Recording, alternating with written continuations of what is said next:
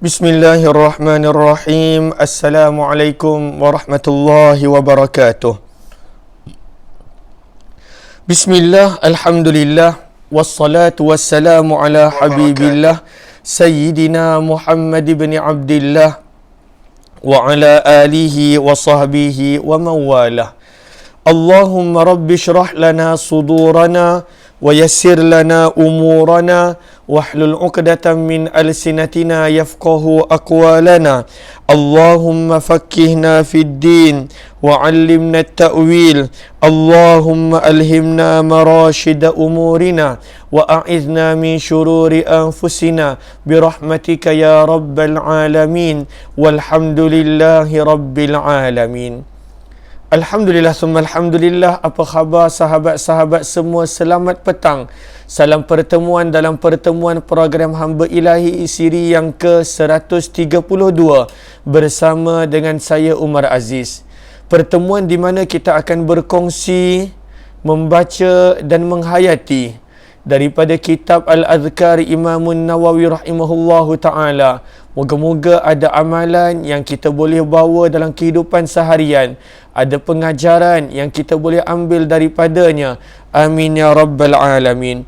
Ahlan-ahlan kepada semua sahabat yang sentiasa bersama Aini, Zaiti Abdullah, Siti Aisyah, Ayahman, Zaliha Kamaruddin, Safia Sapian, Laila Umar, Arif Taib, Aziza Izzah, Rosnani Kiyah, Nurazia Mukhtar, Zainur Rafa, Yaya Lia, Safia Sapian, Jamalia Manab, Mazna Ahmad, Ija Rahman, Khalid Sprit, kemudian Ninda Anis, Aminah Hitam, Hasiah Nun, Siha Cika, Rani Idris, Hashimah Usman, Nurzimah Hasbullah, Zimah Don, Salabia Sa'ad, Salina Muhammad Nur, Rosnani Kiyah, kemudian Sa'idah Sa'id, Muhammad Malbari, Siti Arfah, Samsarina, kemudian Siti Jamil Ahmad Isa, Ani Julaiha Tahir, Nurahim Syarif, Zabariyah, Fauziyah, Jamaliyah, Norizan, Razali Muhammad Nurdin, Elvira, Rohidah, Firdahani, Hardi Sohaimi, Muslimah Mahmud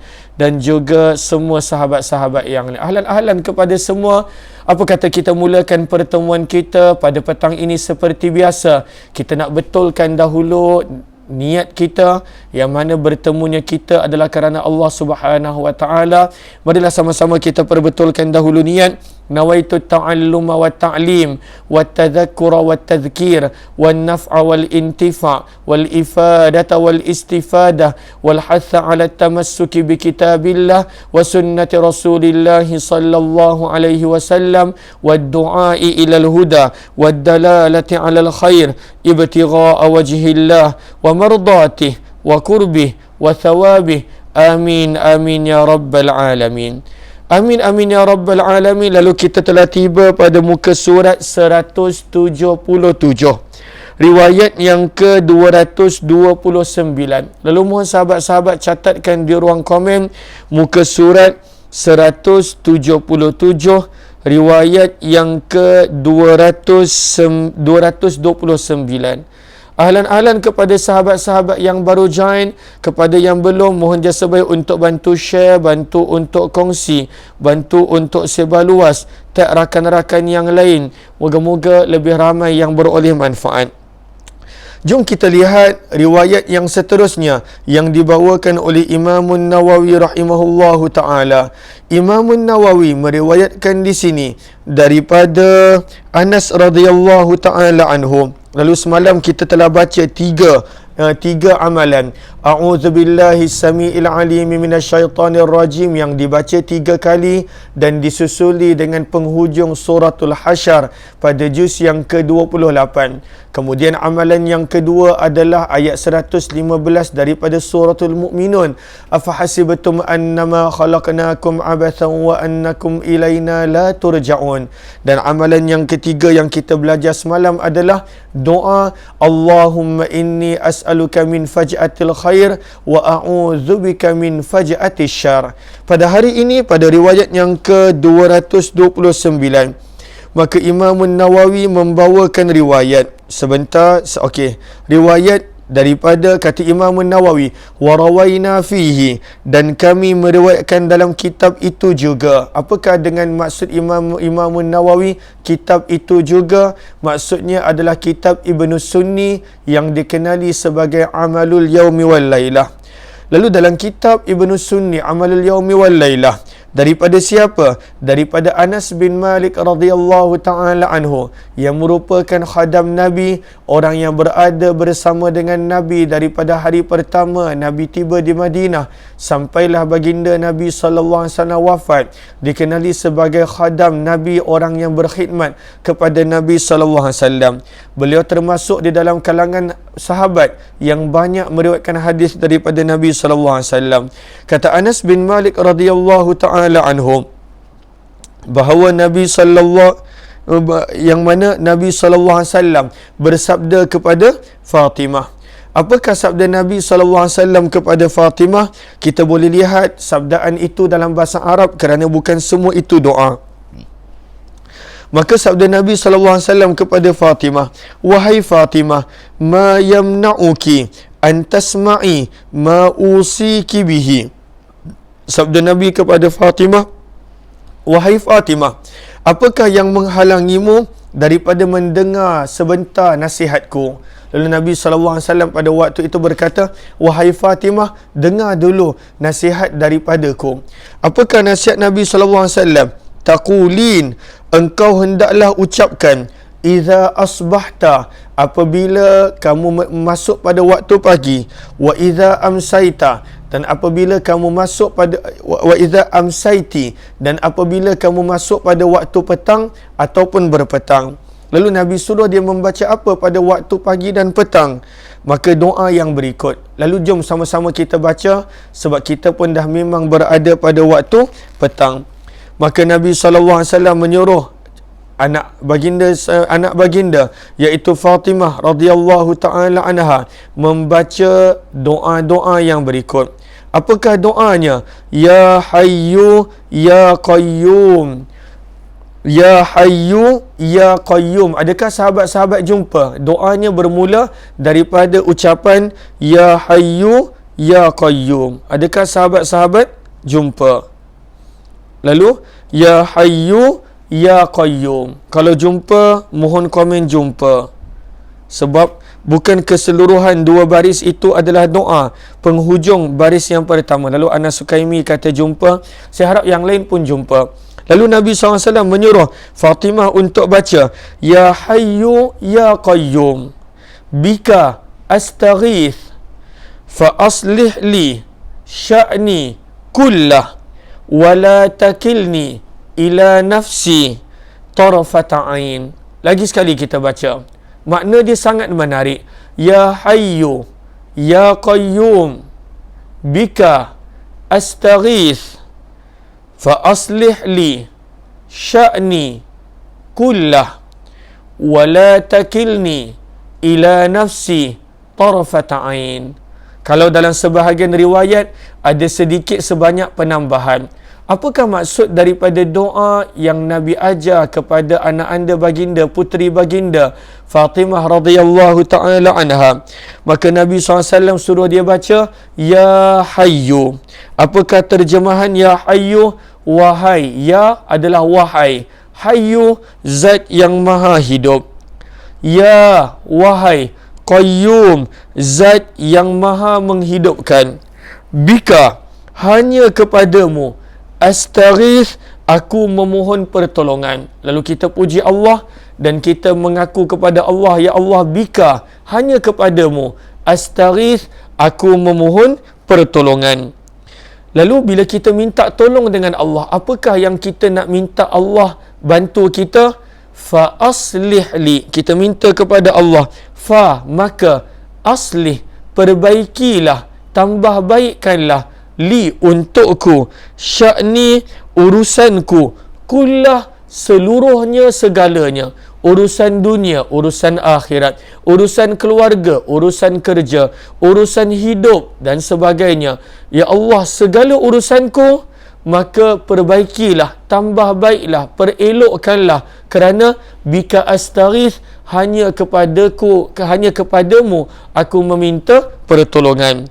Wala, apakah terjemahan wala adalah nahi di situ, dan jangan takilni, engkau serahkan, engkau kuasakan, engkau serahkan, ila, kepada nafsi, diriku, tarafata ain, walaupun untuk sekelip mata. Apakah maksud jangan engkau serahkan kepada diriku walau sekelip mata?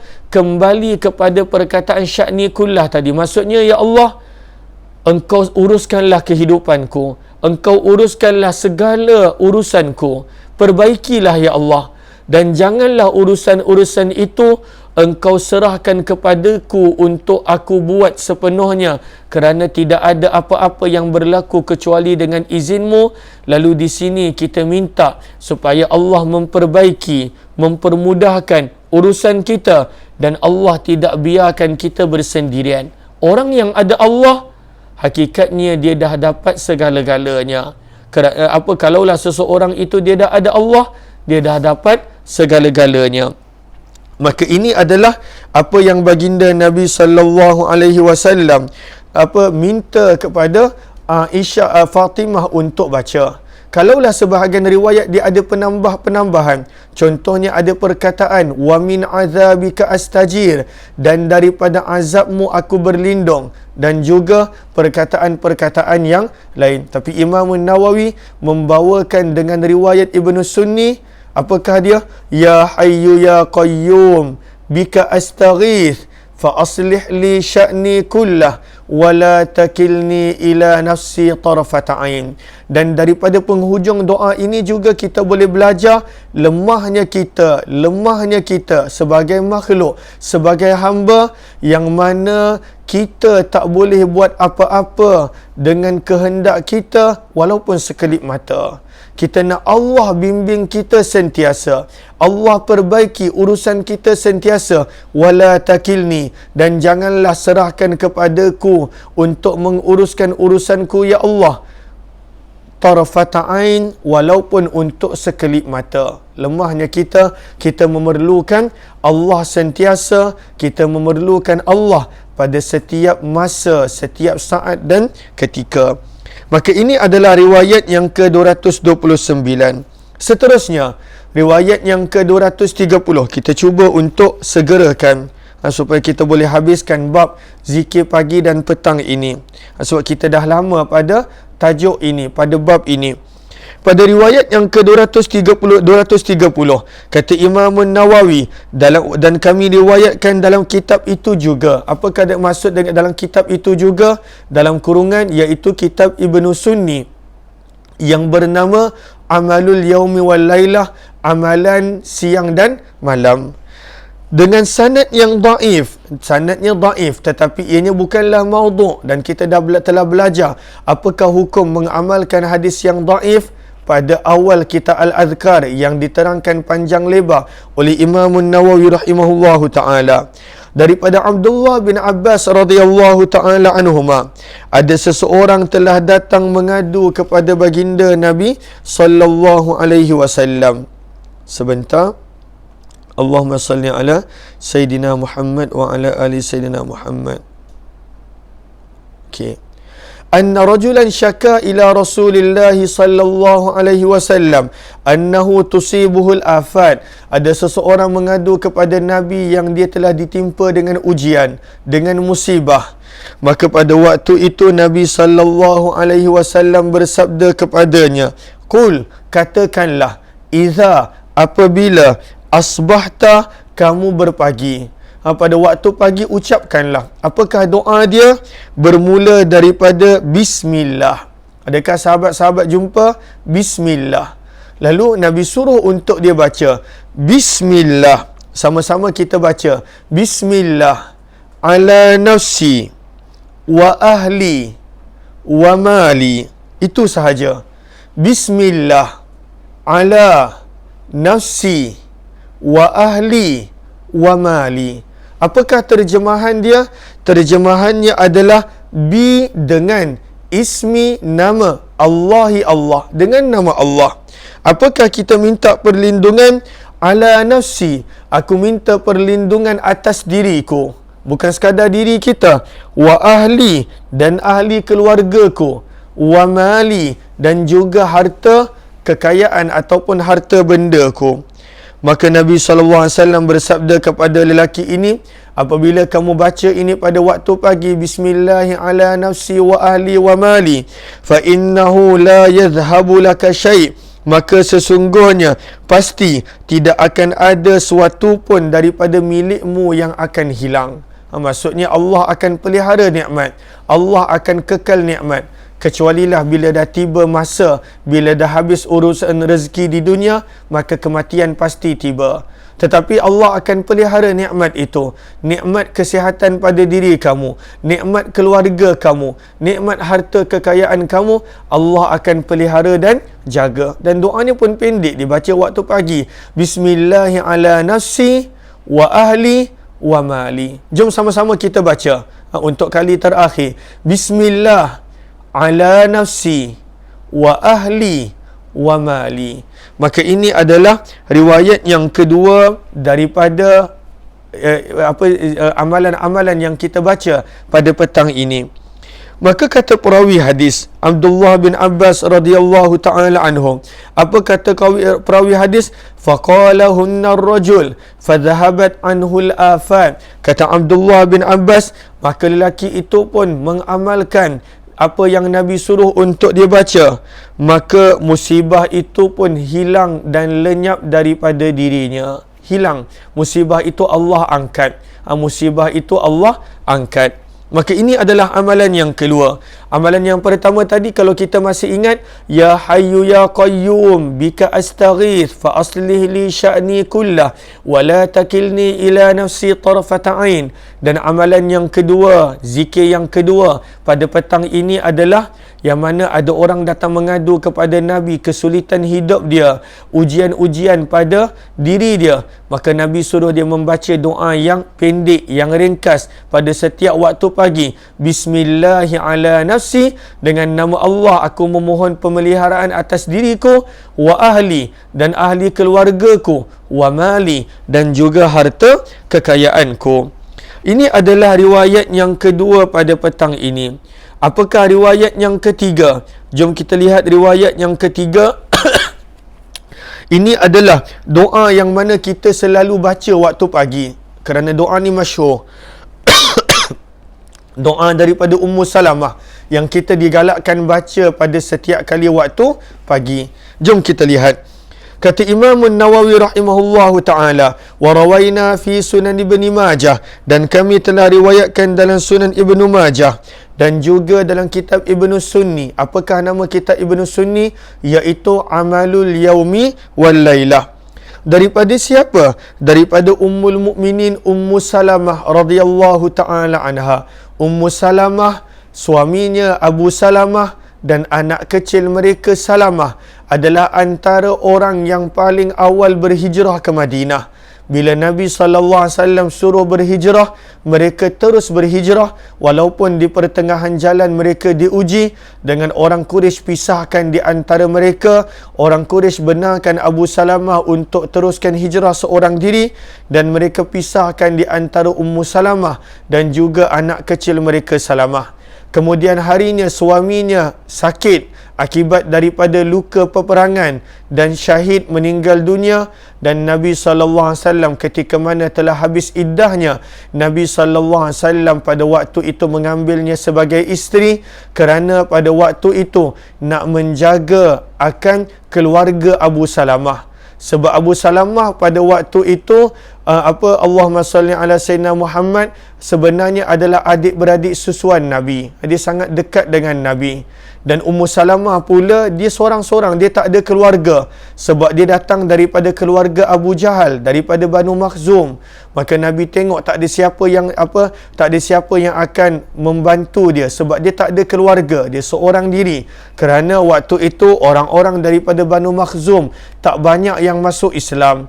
Maka Nabi SAW menikahi Ummu Salamah, dan kita telah belajar dalam kitab Ar-Rahiqul Maktum berkat ataupun dengan sebab Nabi SAW menikahi Ummu Salamah yang merupakan daripada keluarga Abu Jahal. Kita kena faham pada waktu itu asabiyah sangat kuat di kalangan masyarakat Arab jahiliyah. Bila orang Quraisy nampak yang Nabi pada waktu itu berlaku baik kepada salah seorang daripada wanita mereka, terutamanya keluarga Abu Jahal Banu Makhzum, itulah menjadi penyebab beberapa orang daripada keluarga Banu Makhzum masuk Islam.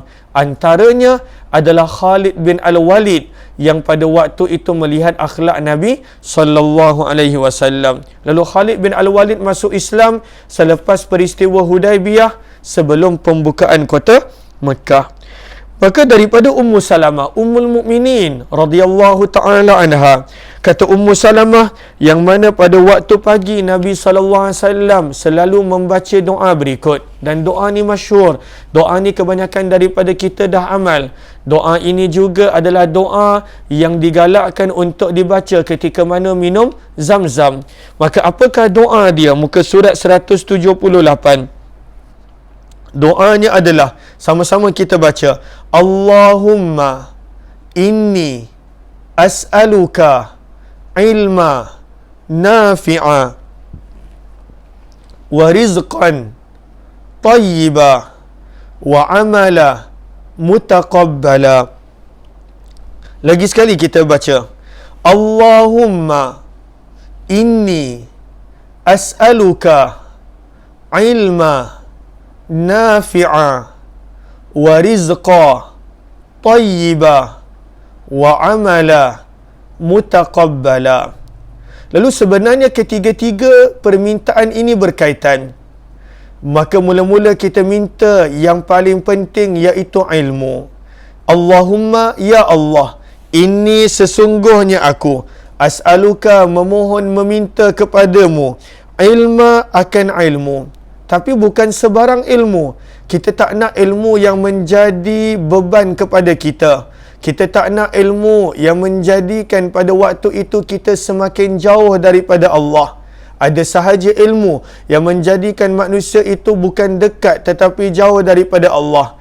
Contohnya ilmu yang ada pada orang-orang Yahudi dan Nasrani yang menjadikan mereka kenal Nabi tetapi tetap tidak beriman kepada baginda Nabi SAW. Sebab itu dalam surah Al-Fatihah kita tak nak ikut jalan seperti itu. Ghairil maghdubi alaihim. Kami tak nak jalan orang-orang yang dikaum murkai. Waladdallin, dan juga jalan orang-orang yang sesat. Walaupun mereka ada ilmu. Lalu kita bukan sekadar nak minta ilmu, tetapi kita nak minta ilmu yang bermanfaat. Apakah maksud ilmu yang bermanfaat? Ilmu yang boleh menjadikan kita dekat dengan Allah. Apakah maksud ilmu yang bermanfaat? Ilmu yang pada waktu itu menjadikan bukan sekadar kita dekat dengan Allah, kita boleh membawa orang lain dekat dengan Allah. Apakah maksud ilmu yang bermanfaat? Ilmu yang mana diamalkan. Lalu sebab itu kita minta, akan tetapi kita minta ilmu yang bermanfaat. Kita bukan sekadar nak ilmu. Kita nak ilmu yang diamalkan, yang pada waktu itu menjadikan kita dekat dengan Allah, bahkan boleh membawa orang lain dekat kepada Allah. Dan yang kedua kita minta adalah rezeki. Daripada sini kita nampak pentingnya rezeki yang halal. Bahkan rezeki yang haram boleh menjadi sebab doa takkan diterima. Dalam hadis yang ada dalam Al-Arba'in An-Nawawiyah ataupun hadis 40 Imam Nawawi, bagaimana dibawakan tajuk tentang orang yang mana tidak menjaga yang halal, mengambil yang haram, walaupun dia berdoa dalam keadaan yang selayaknya mendapat rahmat, qabul, perkenan daripada Allah, tetapi Allah tidak terima. Yang mana kerana disebabkan dia makan yang haram. Lalu sebab itu penting kita minta pada waktu itu rezeki yang tayyibah, rezeki yang baik. Wa rizqan tayyibah. Ya Allah, aku memohon kepadamu rezeki yang baik, rezeki yang suci, rezeki yang mana boleh menjadi darah daging dan mudah untuk kita melakukan ketaatan. Sebab apabila kita makan yang haram, doa tak mustajab. Bila kita makan yang haram, maka pada waktu itu sabda Nabi SAW, maka api neraka lebih layak untuk bahagian daging yang lahir daripada hasil yang haram. Yang ketiga, kita minta akan Allah kabulkan amalan-amalan kita. Kerana amalan dilakukan bukan sekadar dilakukan begitu. Tujuan amalan dilakukan adalah penerimaan. Kenapa kita beramal? Supaya Allah terima. Kenapa kita melakukan sesuatu? Supaya Allah redha dan terima. Dan bagaimanakah nak mendapat amalan yang mutaqabbala, yang diterima? Tidak lain melalui jalan ikhlas, melalui dengan kita buat sesuatu amalan itu dengan ikhlas kerana Allah Subhanahu wa taala. Maka ini adalah 3 doa yang kita minta: ilmu yang bermanfaat, rezeki yang baik lagi suci, dan amalan yang diterima oleh Allah Subhanahu wa taala. Lalu kata Ummu Salamah, Nabi membaca ini pada setiap pagi. Setiap pagi Nabi SAW baca. Lalu pentingnya untuk kita amalkan. Berapa lama sangat untuk kita baca? Allahumma inni as'aluka ilman nafi'a wa rizqan tayyiba wa amalan mutaqabbala. Satu nafas je kita dah boleh baca. Tapi ini benda yang penting. Kerana kadang-kala teringat kepada sepotong sabdaan Nabi SAW, man izdada ilma, barang siapa yang bertambah pengetahuan dia, ilmu dia. Ini adalah contoh-contoh ilmu yang tak bermanfaat. Pengetahuan dia bertambah, ilmu dia bertambah. Akan tetapi sabda Nabi, walam yazdad huda, tetapi petunjuk tak bertambah. Dia begitu juga. Bahkan bila bertambah ilmu, dia semakin teruk, semakin lalai, semakin leka. Sabda Nabi SAW, orang yang bertambah ilmu tetapi tidak bertambah petunjuk. Sabda Nabi SAW, lam yazdad minallahi illa bu'da, tidaklah dia bertambah daripada Allah kecuali semakin jauh daripada Allah. Dan kita tak nak begitu. Terlalu banyak contoh berkenaan tentang orang yang ada pengetahuan, orang yang ada ilmu tetapi jauh daripada Allah. Contoh yang paling besar adalah ambil pengajaran daripada kisah iblis yang dilaknat, yang dijauhkan daripada rahmat Allah. Padahal mempunyai pengetahuan, padahal pada waktu itu bersama dengan para malaikat yang dekat dengan Allah. Namun apabila pada waktu itu dia tidak taat perintah Allah, maka dia dijauhkan daripada Allah Subhanahu wa taala. Maka ini pentingnya doa ini, ilmu yang bermanfaat. Rezeki bukan sekadar rezeki, tetapi yang baik, tayyibah. Dan amalan bukan sekadar banyak ataupun sedikit, tetapi amalan yang diterima. Ini adalah amalan yang ketiga yang kita belajar pada petang ini. Riwayat yang ke-231. Riwayat yang ke-232 juga daripada riwayat Ibnu Sunni, namun daripada Abdullah bin Abbas radhiyallahu taala anhuma. Apakah amalan dia? Insya-Allah yang ini kita sambung esok. Kita sambung esok. Insya-Allah kita jumpa esok jam 8 pagi dalam Hayati Quran. Kita dah tiba pada suratul An'am. Kita jumpa esok jam 8 pagi. Ataupun mungkin kadang-kala lewat sedikit, 8 lebih, sebab kadang-kala saya kena uruskan anak-anak dan perkara yang lain. Tapi insya-Allah kita cuba mulakan balik Hayati Quran kita yang dah terhenti selama lebih kurang 2 minggu lebih kerana keluarga saya hari itu tak berapa sihat. Kita akan mula balik insya-Allah. Lalu jemput bersama pada program Hayati Quran jam 8 pagi di Facebook page Umar Aziz, dan kemudian 2.15 Sejarah Mekah, dan setiap hari 6 petang dalam perkongsian Kitab Al-Adhkar. Ini adalah khas sempena pada bulan-bulan haji ini. Kita bawakan sejarah Mekah. Kalaulah tidak, selalunya program kita hanya 2, jam 8 dan juga jam 6 petang insya-Allah. Terima kasih kepada semua yang kali pertama join.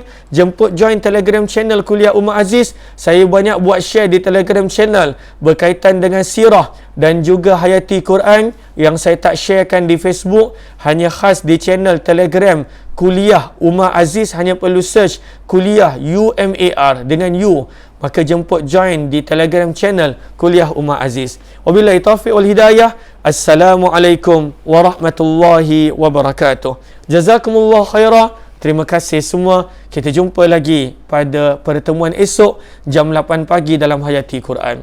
Kepada yang kali pertama join, mohon jasa baik untuk bantu share dan sebarluaskan.